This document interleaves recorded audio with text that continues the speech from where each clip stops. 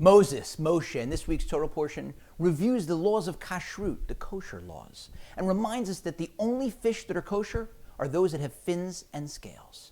Fish are important to us as Jews. In fact, if you recall, the famous blessing of Jacob, Yaakov, to his grandsons Ephraim and Manasseh was that they should multiply like fish.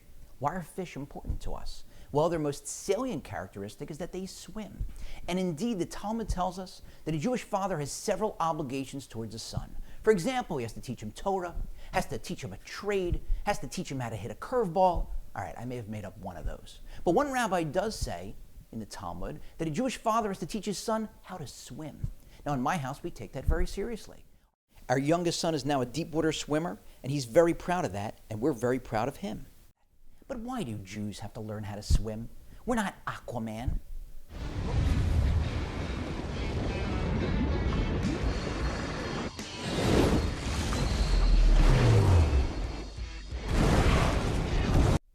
Most of us are landlubbers. We spend most of our time on the land. So why doesn't the Talmud tell us that a Jewish father has to teach his son how to defend himself? Krav Maga, how to use a sword or a knife or a gun.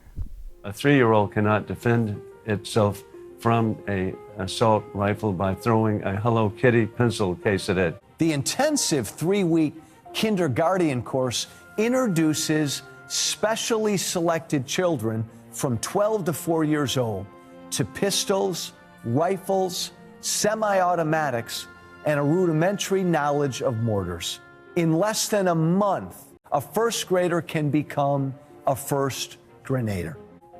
Happy shooting, kids. I heard a very interesting answer to the question as to why a Jewish father is to teach his son how to swim.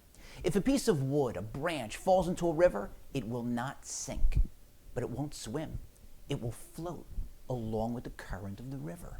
But swimming, in contrast, is different. If you could swim with the current or against it.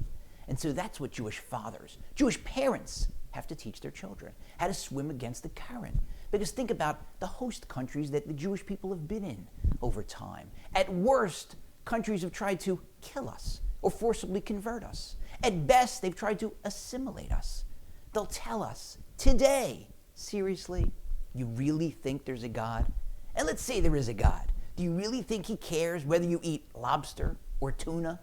We have to swim against the current. We have to be able to say, yes, there is a God, and yes, he does care. And now we have a better appreciation of Yaakov's blessing to his grandsons. What he wanted for his grandsons and for all of his descendants was that we would have the ability to swim like fish against the current, to use our fins, the Torah, to help us swim, and to be protected by our scales, the mitzvahs, the commandments, so that when people try to wipe out Jewish observance, we'll be able to swim against the current and stay strong and keep God's commandments.